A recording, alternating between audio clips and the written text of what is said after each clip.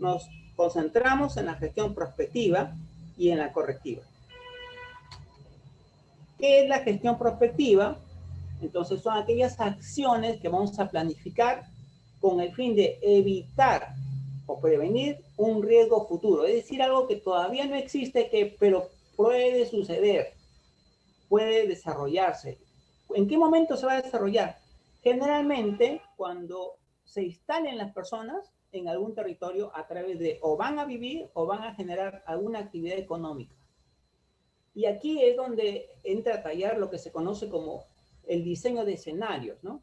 Hay que conversar todos juntos y tal vez contratar a otros que nos orienten para mirar hacia el futuro, hacia dónde la tendencia en nuestro territorio. Cuando se diseña escenarios, generalmente vamos a diseñar un escenario tendencial, es decir, más o menos con lo que ha venido pasando, se espera que pase tal cosa. Pero también puede haber un escenario negativo, ¿no? Que puede, con algunos factores, nos puede decir, esto va a empeorar a tal punto que va a llegar a esta situación. O puede haber un escenario que le llaman de apuesta.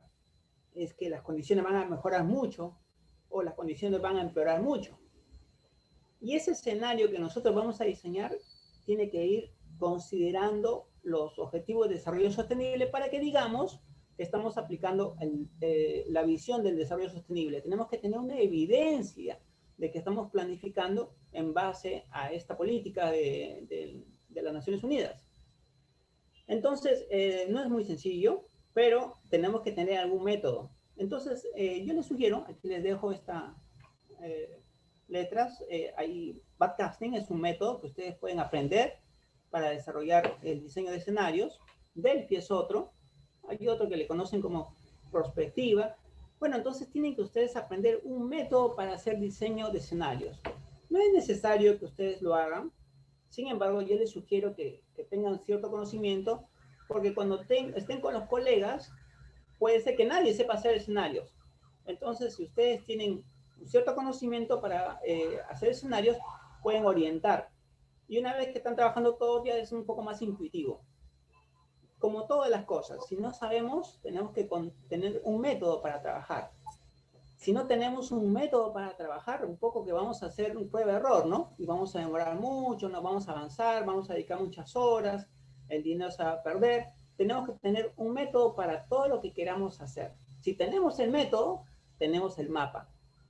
Pero, como consejo, les digo que ningún mapa, por más perfecto que sea, nos mueve un centímetro, ¿no? Tiene que la persona desarrollar acciones, actuar, y en el hacer es donde se va mejorando la experticia. La gestión prospectiva básicamente nace cuando nosotros ya tenemos claridad de lo que sucede o lo que ha venido sucediendo en nuestro territorio. Y para eso son las evaluaciones de riesgo, los estudios de riesgo, las estimaciones de riesgo, que todo eso se traduce en mapas. Yo tengo mi mapa que me dice que en determinada zona hay peligros y algunas zonas son muy más peligrosas que otras. Y a su vez ya tengo identificada la población que está expuesta a esos peligros. Y se ha clasificado, se ha cuantificado y me bota que de ese cruce tengo un nivel de riesgo en determinadas zonas, donde tengo zonas críticas, algunas zonas que deben considerarse intangibles, pero la están ocupando, otras que son de alto riesgo y no son mitigables, hay algunas zonas que son de protección y hay algunas zonas que sí se pueden usar, pero tengo que zonificarlas, sobre todo para el tema de rentas. Hay muchas personas que quieren poner una bodega, una tienda, un restaurante, y necesitan saber si donde van a funcionar es una zona autorizada, porque si no, fiscalización va y lo cierra. Bueno, entonces tenemos que tener una zonificación para que el administrado sepa dónde va a poner su negocio o dónde no lo debe poner. Se acepta que exista un nivel de riesgo medio o bajo para probar que se emplace un negocio en determinado espacio. Si tiene un riesgo muy alto o alto, no debería dársele licencia. Bueno, esas son las condiciones básicas. Pero, ¿qué sucede cuando tengo toda esta información? Me doy cuenta que cuando quiero hacer mi plan, tengo que desarrollar capacidades. Es decir, por ejemplo, si quiero determinar una zona crítica, hay un grupo de personas dentro de mi institución que tiene que encargarse de establecer cuáles son esas zonas críticas. Y entonces tiene que conocer si el funcionario que tiene como responsabilidad hacerlo, no lo sabe hacer, tenemos que fortalecer esos conocimientos. Y, por ejemplo, para una zona intangible, no basta decir que esa zona es intangible. Alguien tiene que declarar esa zona intangible, una institución, en este caso CNEPRED tiene que declararla, pero CNEPRED no la va a declarar si es que antes no existe un estudio técnico que diga que esa zona es intangible.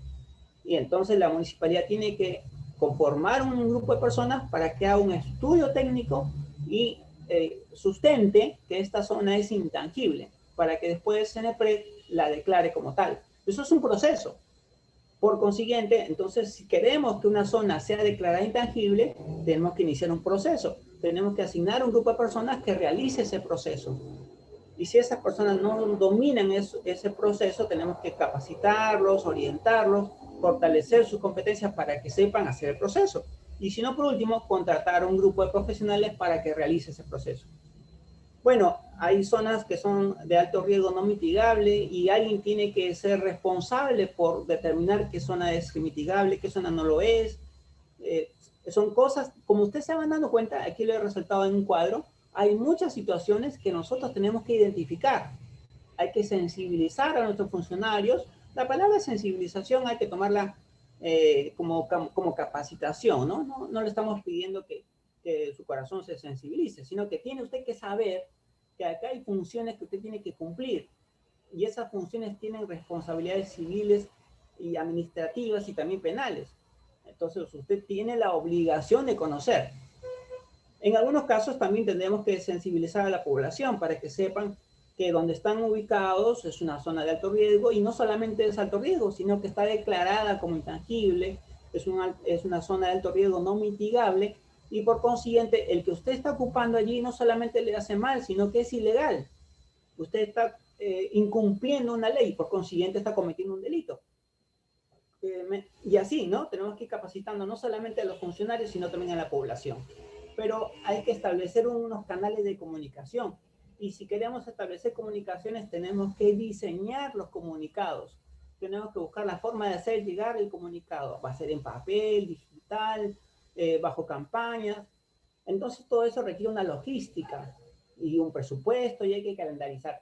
Bueno, entonces aquí he señalado en este cuadro una serie de ejemplos, ¿no? Pero que ustedes en discusión van a tener que ir identificando y van a ir enumerando todo lo que se tiene que hacer en base a la parte prospectiva. Y la parte prospectiva tiene una zona crítica que ustedes van a encontrar constantemente, que es la ocupación del territorio.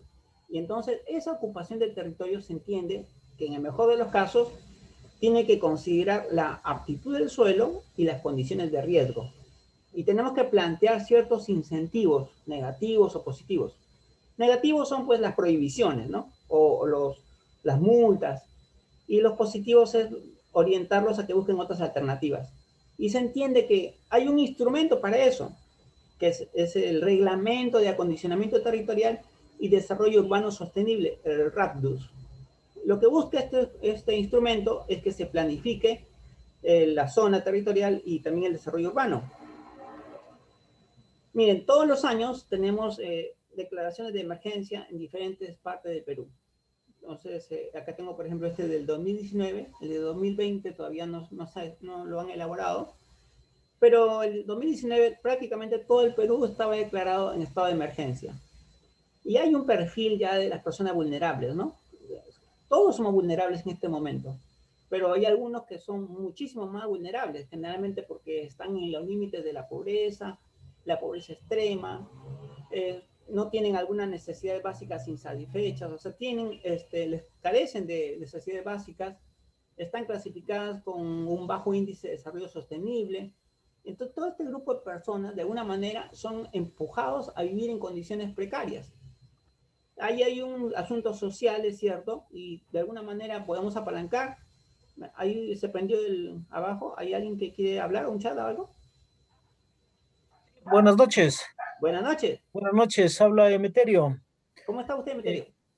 Bien, una consulta o en todo caso un comentario, mucho va a depender de cómo lo puedan tomar, ¿no?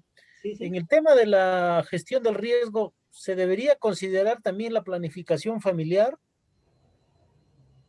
Mire, A ver, depende cómo, como lo acaba de decir, depende cómo lo lleva, ¿no? Es que a veces dicen, bueno, siempre se habla el tema de la gestión del riesgo, gestión del territorio, gestión del suelo, del agua, etcétera, etcétera, ¿no? Ujú, Pero y siempre lo he comentado yo de la siguiente manera: si tenemos un territorio que lo estamos destruyendo, ¿qué ujú, pasaría si nosotros nos retiramos de ese espacio ujú. y nos tendríamos que olvidar de gestionar suelo, territorio, aire, etcétera, etcétera? Porque al final nosotros los seres humanos somos los que este, generamos, somos causantes de todo eso, ¿no?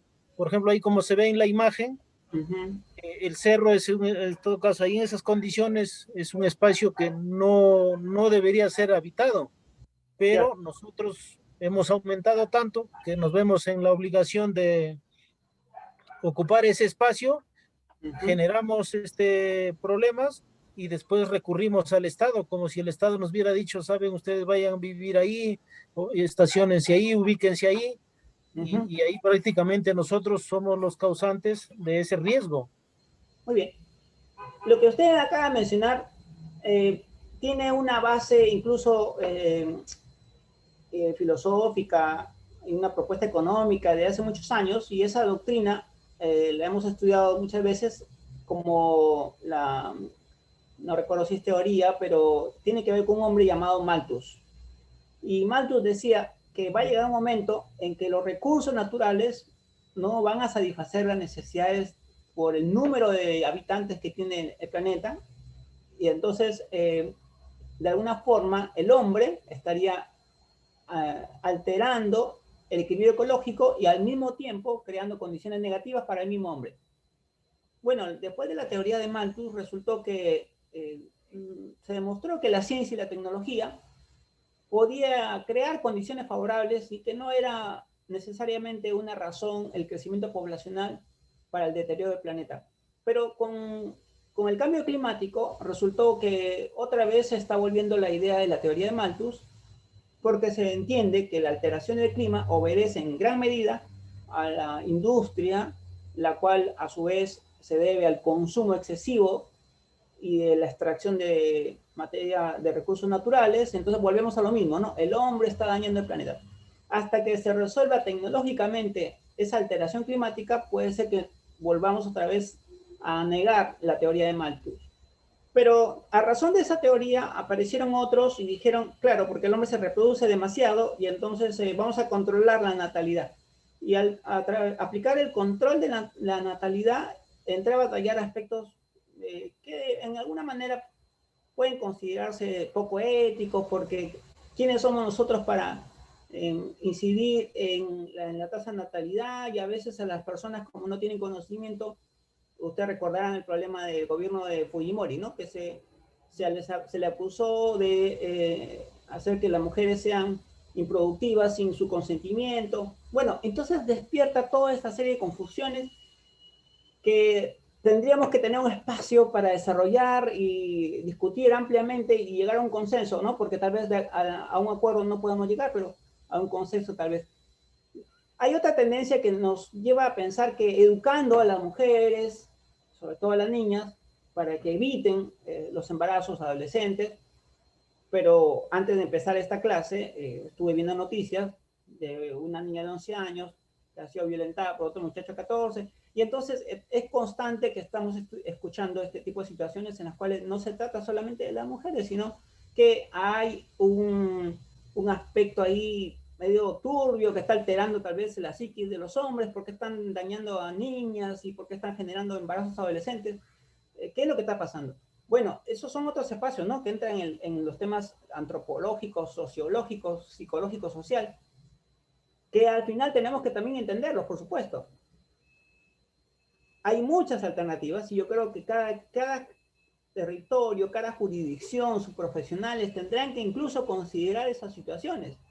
Si queremos que no exista ese copamiento, esos espacios de riesgo, y se entiende que estas personas manifiestan que no tienen dónde vivir y están allí con niños y adolescentes, se genera toda una situación, un círculo vicioso. Entonces tenemos que crear situaciones que ya no tienen que ver solamente con el uso del espacio, sino condiciones sociales para que apalanquen, generen un mejor conocimiento, una mejor calidad de vida. Bueno, hay mucho que trabajar. Usted, con lo que usted acaba de decir, se ha dado cuenta, y todos creo que nos hemos dado cuenta, de que el asunto de gestión de riesgos va más allá de solamente una política de poner muros y contenciones, ¿no? Muchas gracias por la participación. Entonces, continuamos. Ok, gracias. El tema es el siguiente. No tenemos una ley de ordenamiento territorial, pero existe un proyecto. Pero lo que tenemos es un reglamento. Y ese reglamento nos orienta a acondicionar el territorio y a generar desarrollo urbano territorial sostenible, así dice el texto. Y cuando se refiere a acondicionamiento territorial, básicamente es a pequeña escala, ¿no? Que zonificar, esta zona va a ser usada para tal cosa y esta no, esta sí para industria, esta para vivienda, esta puede ser para conservación, mientras que cuando hablamos de desarrollo urbano ya habla en conjunto del grupo de la ciudad, un mayor número de personas y su equipamiento. Entonces son dos alcances, ¿no? Uno más pequeño y uno más amplio. Básicamente lo que busca estos planes es que las personas se organicen en espacios que han sido previamente diseñados. Y para eso hay una serie de instrumentos. El Ministerio de Vivienda está trabajando fuerte en esto. Hay un manual que lo voy a subir al centro tutorial para que lo tengan a su disposición. Pero el manual básicamente va a ser para el plan de acondicionamiento territorial. El plan de acondicionamiento territorial corresponde a la parte urbana, también a la rural, pero más trabaja con la zona urbana. Y hay otros planes que son un poco más pequeños en función del número de habitantes.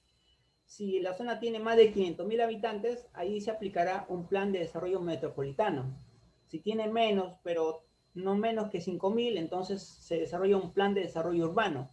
Si tiene menos de 5.000 habitantes, corresponde un esquema de ordenamiento urbano, y así sucesivamente, ¿no? Hay unos planes específicos para algunos sectores que pueden decir que tienen posibilidad de desarrollar zonas urbanas, que hasta ahí puede crecer la ciudad.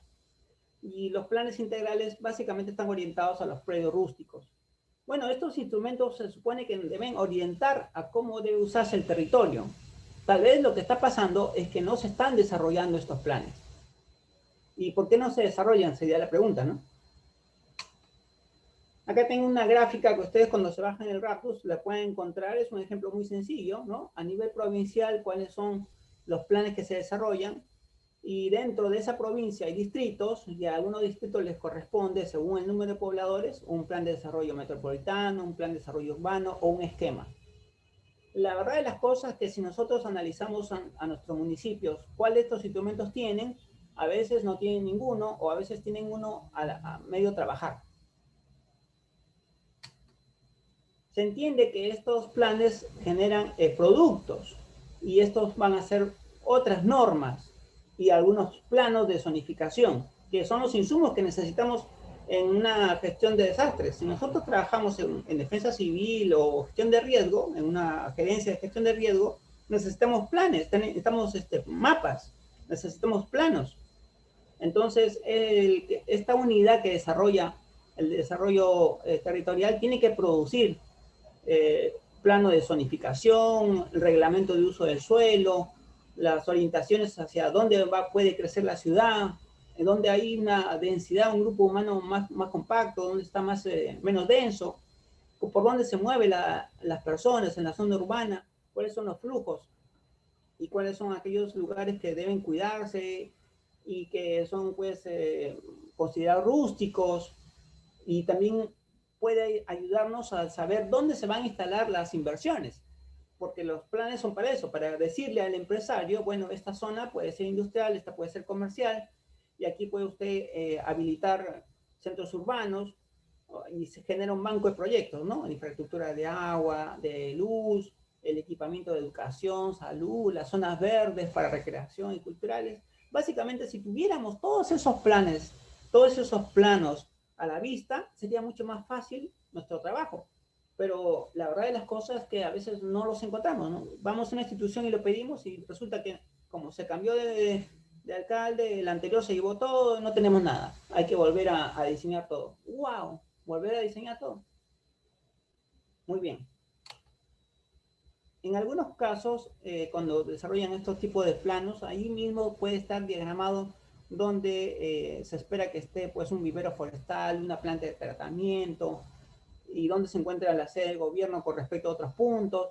Esto visualmente nos ayuda mucho porque si tenemos el mapa de riesgos, la zona de vulnerabilidad, tenemos la zona de peligros y tenemos los planes territoriales, hacemos esos cruces y identificamos con cuál de estas infraestructuras están muy expuestas a la zona de riesgo y qué es lo que tenemos que hacer para reducir esa vulnerabilidad y trabajar mucho en base a qué elemento vamos a proteger. Por eso es importantísimo disponer de estos planos. Y al mismo tiempo, pues se entiende que si tuviéramos todos estos instrumentos funcionando, entonces podríamos detener estos proyectos que no tienen licencia. Hay un montón de, pasamos por cualquier distrito, vamos a encontrar muchas edificaciones o construcciones que están trabajando sin licencia. No hay habilitación urbana, no hay ni siquiera permiso para edificación. De alguna manera significa que no hay fiscalización también, ¿no? Y también hay proyectos o habilitaciones que contradicen los planes de desarrollo urbano. Lo que se ha planificado no se está llevando a cabo en el territorio porque alguien está ocupando ese territorio en contra de lo que nosotros hemos planificado. Hay que considerar que toda construcción, ampliación, modificación o adecuación, incluso una demolición de edificaciones, tiene que tener una licencia. Muchas veces resulta que no se solicita o no cumplen con los requisitos para esa licencia. Y lo peor de todo, que a veces ocupan espacios de dominio público. Constantemente nos hemos encontrado con esa realidad. Ese espacio no debe ser ocupado por nada porque es de uso, la gente tiene que pasar, tiene que circular por ahí. No puede haber nada en ese espacio, pero resulta que está ocupado. Y en otros casos, bueno, se promueve la venta de lotes, viviendas, sin licencia, sin permisos, y lo que nosotros llamamos como tráfico de tierras, ¿no? Se promueven muchas urbanizaciones en lugares que no se ha hecho ninguna gestión para que se declare que esa zona en algún momento será urbana. Y muchas veces las comunidades campesinas promueven este tipo de situaciones, incluso llegando a niveles pues, de estafa, ¿no? Y bueno, en algunos casos se habla de corrupción de funcionarios porque está a la vista de cualquiera, pero no existe el desalojo, ni siquiera el inicio de un juicio de desalojo. ¿Alguien quiere mencionar algo? Me parece. Muy bien. Luego, otro instrumento que nosotros necesitamos son los registros catastrales, pero no los clásicos, porque normalmente siempre el catastro ha sido un inventario pues, de lo que tiene el distrito, ¿no? Pero con fines de impuestos, es decir, para saber cuánto es lo que el propietario tiene que pagar en impuestos. Pero desde hace muchos años, ya a nivel latinoamericano, se habla de un catastro multipropósito. Y acá en Perú tenemos uno. Lo pueden buscar ustedes en internet, se llama el GeoYacta. También lo hizo el Ministerio de Vivienda. Dentro de Vivienda, y ustedes saben que existe COFOPRI, ¿no? COFOPRI contrató unos ingenieros y desarrollaron ellos un portal que en realidad es un catastro donde podemos conocer incluso el lote, visualmente podemos identificar el lote, clicamos y ese lote nos va a botar la fotografía del propietario, tenemos el área, las alturas, y al mismo tiempo si es que ahí existió un desastre, tenemos la historia, ¿no? Si esa persona fue vulnerable, hubo alguien que murió, o un damnificado, se le dio dinero para que se recupere, es decir, toda la historia de ese lote está en este portal. No todo el Perú han avanzado bastante, pero es un buen modelo de lo que se conoce como un registro catastral multipropósito. En Lima tenemos un catastro que tiene algunas consideraciones de multipropósito porque nos da mucha información más allá de solamente el material y los pisos. Y bueno, yo creo que nos vamos a orientar hacia ese lado, ¿no? O sea, todos los que de alguna forma estamos vinculados al territorio, tenemos que pensar que en los registros catastrales, que son inventarios, tenemos que tener mucha información, pero a nivel de lote. Y eso nos puede después permitir conocer también, ¿no? si está catastrado, por ejemplo, la zona de muy alto riesgo no mitigable, si yo no la conozco, tendría que ir al sitio. Pero si tengo un registro catastral dentro de la computadora y veo si la persona que está pidiendo, el administrador que está pidiendo X trámite, está ubicada en una zona de muy alto riesgo no mitigable. Bueno, entonces también puedo saber los bienes que tiene el municipio. Más importante ahora último son si es que existe si las personas están viviendo en un espacio que se conoce como faja marginal y está prohibido el uso del territorio en un dominio público hidráulico. Esto quiere decir que todos los ríos, todas las quebradas, tienen unos metros a ambos lados que no deben ser ocupados por nadie y no tiene que haber actividad dentro de esos espacios que se conoce como fajas marginales, pero resulta que muchas veces cuando vamos al lugar hay poblaciones que están sobre las fajas marginales y no solamente está prohibido, sino que además eso es un delito, y al mismo tiempo están en riesgo porque cuando crece el río o fluye la quebrada, pues esos son los primeros que van a ser afectados. También existe ese mismo espacio para las carreteras, en ese caso se le llama derecho de vías, que deben ser pues 20 metros aproximadamente, pero a veces vamos por la carretera X y notamos que a los 5 metros ya hay una propiedad, entonces está ocupando el derecho de vías, pero bueno, ¿se dan cuenta? O sea, hay un tema de fiscalización, de conocimiento. Si nadie le dice nada, pues ellos van jalando más, van ampliando su propiedad, entonces van ocupando el espacio que se considera que es un derecho de vías. La línea costera también está últimamente siendo afectada. Hay un espacio que se debe respetar en las playas, pero de repente encontramos una casecita, una caseta, y está ofreciendo lotes ahí prácticamente muy cerca de la playa, y eso es parte de la línea costera, también es un problema, ¿no? Y sucede lo mismo con los grandes espacios de las comunidades campesinas, indígenas. Y en el caso de ellos hay una particularidad porque los grandes terrenos que pertenecen a las comunidades campesinas o indígenas no pueden venderse como se vende un terreno como cualquier persona. Ellos tienen un régimen especial, de tal forma que no es sencillo que simplemente venga un grupo de personas y les compre unas hectáreas. Eso no es así. Pues ahí hay un tipo de legislación muy específica. No es tan sencillo como ir a comprar un terreno en cualquier lugar. Por supuesto, las zonas arqueológicas se entiende que no deben ser ocupadas, pero la realidad es que muchas de ellas están ocupadas. ¿Quiénes son los que tienen que ayudarnos en estos temas? Bueno, básicamente gerencia de obras privadas y gerencia de obras públicas. Los gerentes de estas instancias son los que manejan estos temas. Gerencia de obras privadas generalmente tiene una subgerencia de catastro y tiene otra subgerencia de desarrollo urbano. Ellos son los que tienen que promover el uso del suelo. Ellos son los que tienen que fiscalizar y tienen que iniciar los procedimientos administrativos para declarar zonas de área de alto riesgo no mitigable, por ejemplo. Y también son aquellos que inician los procesos de demolición, de funciones coactivas. En el caso de obras públicas, básicamente lo que ellos hacen es obras, ¿no es cierto?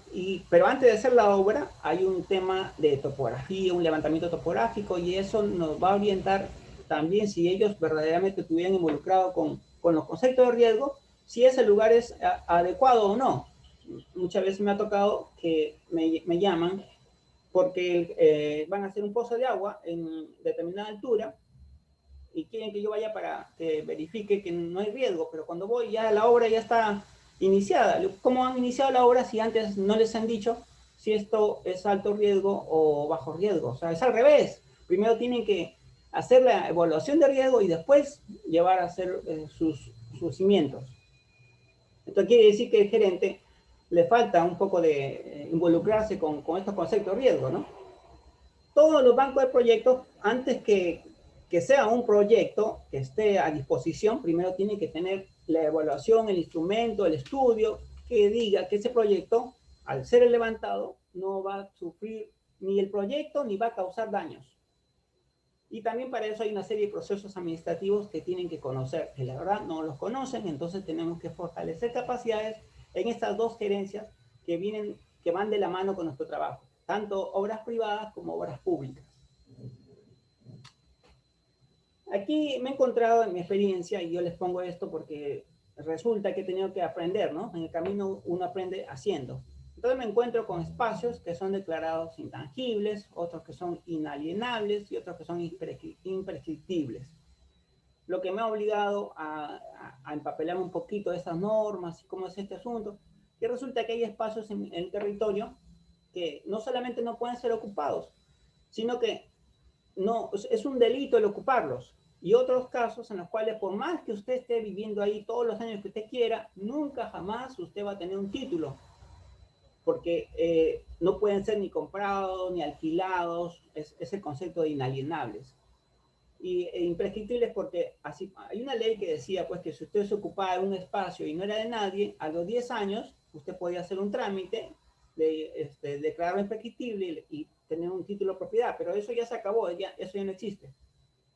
Y los intangibles, más o menos como que ese espacio no puede ser ocupado ni puede ser utilizado por razones ecológicas, porque de alguna manera ese espacio brinda un servicio ecosistémico y hay que cuidarlo. Y ahí viene el concepto de intangibilidad. Pero para eso yo tengo que tener pues un mapa y el catastro diciéndome, este espacio es intangible, inalienable, imprescriptible por esta razón. Y tengo que tener los estudios que refuercen lo que yo estoy diciendo. Y llevarlo a eso a que sea autorizado por CNEPRE para que genere una resolución y una declaración. Y una vez que se declara ese espacio como intangible, inalienable, imprescriptible, tengo que llevarlo a la SNB para que ellos se encarguen a la administración o la custodia. O en algunos casos también les corresponde al gobierno regional. Bueno, entonces se dan cuenta, o sea, tenemos que conocer también de estas leyes para que sepamos bien lo que pisamos, porque si el administrado siente que lo estamos llevando al error o que no lo estamos fundamentando, pues nos inicia un juicio, ¿no? Y entonces tenemos que tener todos los documentos y toda la historia para poder defendernos de una persona que piensa que estamos yendo contra sus derechos. Luego viene el tema de las fajas marginales, que es un problema. Entonces, yo me imagino que si ustedes están trabajando en algún municipio o van a trabajar, van a tener, si es que tienen ríos en su territorio, o quebradas, o algunos canales, van a tener siempre la pregunta del millón, le van a decir, ¿y cuántos metros son las fajas marginales? Bueno, eso dependerá. Entonces, aquí les dejo un cuadrito para que en base a qué tipo de geografía tiene la quebrada, si la pendiente es de determinado grado, si el río es de determinado pendiente, en fin, vamos a tener una idea de cuántos metros son de cada lado de faja marginal. Pero tal vez lo más difícil es explicarles, que me ha tocado a veces explicarles a través de una gráfica. Entonces, aquí tenemos un nivel mínimo, porque a veces uno va a un momento determinado y el agua, pues, tiene un nivel muy, muy bajo, ¿no? Y entonces la faja marginal ellos lo consideran desde aquí hasta 5 metros, por decir, y ocupan este espacio. Pero la faja marginal no es el nivel del agua, sino hasta dónde llegó el agua en promedio en el tiempo histórico. El agua llegó hasta, de repente, pues hasta este punto. Entonces, esto se considera el nivel máximo de las crecidas. Y de aquí, o sea, esta sería la ribera, y de aquí recién se consideran los 5, 10, 15 metros de faja marginal. Ha habido momentos en los cuales ha habido un cauce muy alto, demasiado alto, y es un nivel que se le conoce como extraordinario, pero lo que son niveles extraordinarios no se considera para el cálculo de la faja marginal, sino el promedio histórico. Entonces, ¿qué resulta? Que nos encontramos también con otro concepto que es el de saneamiento físico legal. Entonces, todos los espacios que existen en el Perú, antes, si usted se iba a vivir a cualquier lugar donde no había un propietario, una persona que tenía un título de propiedad, entonces no era de nadie. Y usted se podía colocar y, bueno, como les comenté, pasaban unos años, 10 en realidad, podía hacer un trámite y obtener su título de propiedad. Pero hace unos años salió una ley en la cual decía que cualquier espacio que no tenga título de propiedad, es decir, que no exista un propietario, automáticamente es del Estado. Y entonces, si es del Estado, ya hay un propietario, ¿no? Igual, de todas maneras, las personas se colocaban y esperaban que pasen sus 10 años, iniciar un proceso para que tengan título de propiedad, y ustedes recordarán que COFOPRI comenzó con ese proceso llamado formalización de la propiedad, que debería haberse acabado en el 2004, pero hace poquito salió una nueva ley en la cual se amplía el plazo y ahora todos los que se han asentado de manera informal, masivamente, hasta el 31 de diciembre de 2015, bueno, ahora están aplicándose estos procesos para que se formalicen. Y eso es uno de los problemas que tenemos y una contradicción que ya lo hemos comentado en las semanas anteriores sobre lo que es el ordenamiento territorial, porque las personas ocupan el espacio de manera desorganizada. Por ejemplo, esto sucedió, ustedes saben seguramente, sucedió hoy día, bueno, debe haber sucedido ayer, anteayer, pero ya lo han publicado, donde las personas rápidamente y masivamente se han colocado en el borro solar.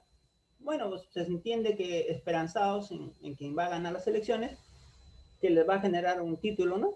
Pero generalmente lo que sucede cuando uno va a esos lugares y la persona dice, no, yo soy propietario. ¿Usted es propietario? Sí.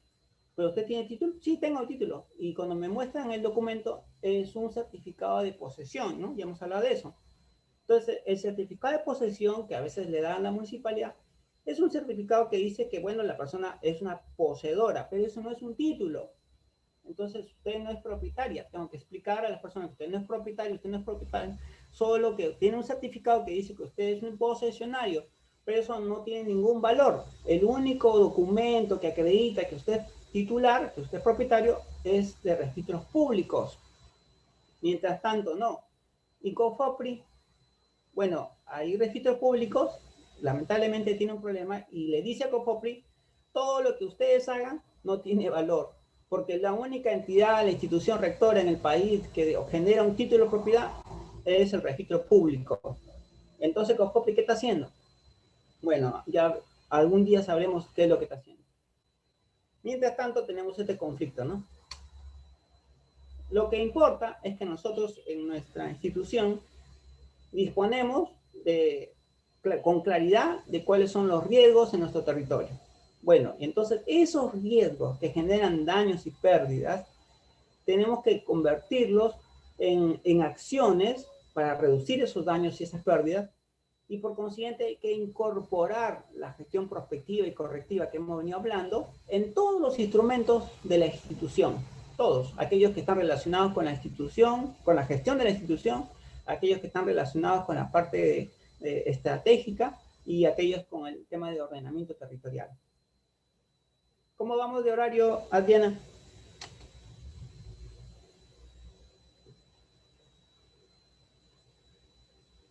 ¿Cómo no puedo ver la hora acá?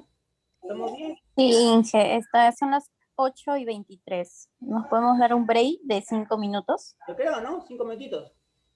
Sí, un break de 5 minutos y continuamos con la clase. Listo.